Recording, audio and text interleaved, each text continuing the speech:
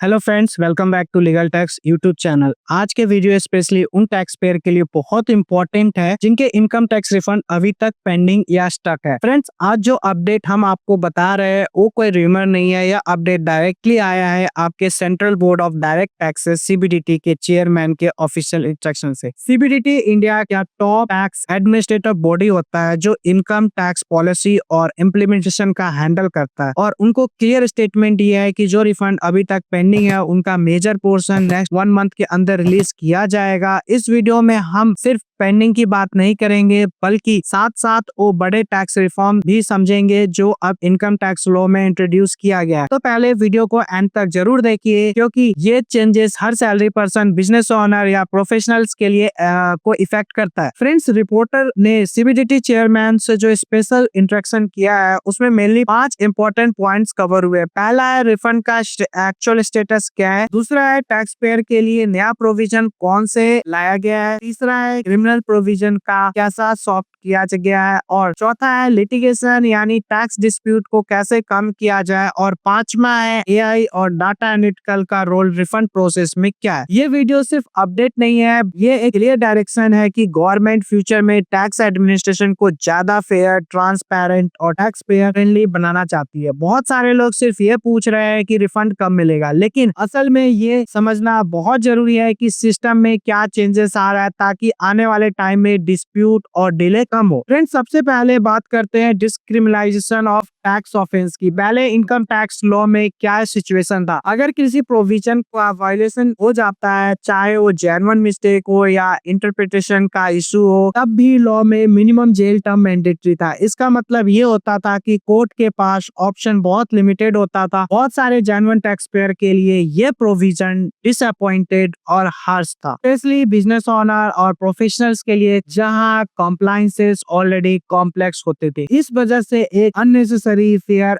Environment create हो गया था कि छोटी गलती पर भी क्रिमिनल कॉन्सिक्वेंसेस हो सकता था। इसी चीज को लेकर इंडियन टैक्स सिस्टम को काफी क्रिटिसाइज मिल रहा था। अब आए कि एक इम्पोर्टेंट रिफॉर्म पर गवर्नमेंट ने डायरेक्ट क्लियर डिसाइड किया है कि मैंडेटरी मिनिमम इम्प्रूवमेंट प्रोविजन अब कम्प्लीटली रिमूव कर दिया गया है। अब कोर्ट के पास डिस्क्रिप्शन होगा, मतलब कोर्ट डिसाइड करेगा सिर्फ फाइन सफिशिएंट है या फिर जेल की जरूरत है या नहीं, क्या या दोनों लगना चाहिए, और ये डिसीजन डिपेंड करेगा ऑफेंस के सीरियसनेस। इसका डायरेक्ट बेनिफिट हर एक को, ऑनेस्ट और जेन्युइन टैक्स पेयर को अब क्रिमिनल फेयर से काफी रिलीफ मिलेगा। यह एक बैलेंस अप्रोच है। जो रियल फ्रॉड केसेस है उन्हें स्ट्रिक्ट एक्शन होगा, लेकिन जो नॉर्मल और टेक्निकल लैप से होता था उसको ऑटोमेटिक वहां से वो बच सकते हैं। देखिए, अब असेसमेंट और पेनल्टीज की भी बात कर लेते हैं। पहले के सिस्टम काफी लेंथी और कॉम्प्लिकेटेड होते थे। पहले असेसमेंट होता था, उसके बाद टैक्स पेयर अपील करते थे। वो अपील प्रोसेस है सालों तक चलता रहता था, और जब असेसमेंट का मैटर फाइनल क्लोज होता था तब पेनल्टी प्रोसीजर अलग से स्टार्ट होता था। मतलब एक ही इशू पर 2 बार, एक असेसमेंट डिस्प्यूट और एक पेनल्टी डिस्प्यूट। इससे टैक्स पेयर को टाइम वेस्ट होता था, लीगल कॉस्ट बढ़ता था और डिपार्टमेंट की लिटिगेशन बैकलॉग भी इंक्रीज होता था। अब नया सिस्टम में क्या चेंजेस होगा, गवर्नमेंट ने एक स्ट्रक्चर रिफॉर्म किया है। असेसमेंट और पेनल्टी प्रोसीजर दोनों को एक ही काउंसिलिंग प्रोसीडिंग बना दिया गया है। इसका मतलब अब एक ही प्रोसेस में टैक्स डिटर्मिनेशन होगा, पेनल्टी का एस्पेक्ट भी कवर हो जाएगा। इससे डबल प्रोसीडिंग खत्म हो जाएगा, लिटिगेशन ऑलमोस्ट आधी हो जाएगी और केसेस को डिस्पोजल काफी फास्ट होगा। ये चेंजेस सिर्फ टैक्स पेयर के लिए नहीं है बल्कि टैक्स डिपार्टमेंट के लिए भी बेनिफिशियल होगा, क्योंकि डिपार्टमेंट पर जो लिटिगेशन बर्डन था वो भी काफी रिड्यूस हो जाएगा। अब एक और बहुत प्रैक्टिकल और यूजफुल रिफॉर्म आया है। अब टैक्स पेयर के पास हर स्टेज पर ऑप्शन होगा, अगर वो चाहे तो एडिशनल टैक्स कर सकते हैं, आगे अपील ना करे और मैटर को वहीं पर क्लोज कर सकते हैं। इसका मतलब ये है कि अगर आपको लगता है डिस्प्यूट छोटा है या लॉन्ग लिटिगेशन को भी कोई फायदा नहीं है तो आप अर्ली स्टेज चूज कर सकते हैं। इससे लीगल फीस बचेगा, मेंटल स्ट्रेस कम होगा और आप बिजनेस पर फोकस कर सकते हैं। डिपार्टमेंट के लिए भी यह बेनिफिट है क्योंकि उसका पेंडिंग केसेस कम होगा। अब मेन है रिफंड क्यों रुका हुआ है। सीबीडीटी चेयरमैन ने क्लियर कहा है कि normally majority refund delay day और या वीकेंड के अंदर इशू हो जाता है, लेकिन कुछ रिफंड इंटेंशनली होल्ड किया गया है। रीजन क्या है? डिपार्टमेंट ने एडवांस डाटा एनालिटिकल और AI टूल्स यूज किया है, जिससे कुछ रिफंड क्लेम सस्पिशियस या अपने रिफॉर्म लग रहा है। इसके लिए उस स्पेसिफिक केसेस को टेम्पोररी डिटेल वेरिफिकेशन के लिए सेलेक्ट किया गया है। ये होल्ड ब्लैंकेट बेसिस पर नहीं होगा, ये टारगेट वेरिफिकेशन एक्सरसाइज थी। देखिए, सीबीडीटी चेयरमैन के अकॉर्डिंग लगभग 90% रिफंड ऑलरेडी इशू हो चुका है, सिर्फ 5% रिफंड अभी पेंडिंग कैटेगरी में है। वेरिफिकेशन के बाद नवंबर और दिसंबर में 1.75 करोड़ का रिफंड क्लेम रिड्यूस हुआ है। लास्ट 2 साल में 1.11 करोड़ टैक्स रिटर्न रिवाइज या अपडेट हुआ है, जिनका total additional tax impact approx 8.8 crore था। अब जिन्होंने वेरिफिकेशन नोटिस का रिप्लाई दे दिया, उनका रिफंड को दोबारा प्रोसेस में डाल दिया गया है। जो केसेस पहले स्टॉप थे, अब वो रीओपन हो चुका है। अब फ्रेंड, लास्ट साइड सबसे पहले क्रिमिनल प्रोविजन का सॉफ्ट कर दिया गया, मैंडेटरी जेल हटा दिया गया, कोर्ट का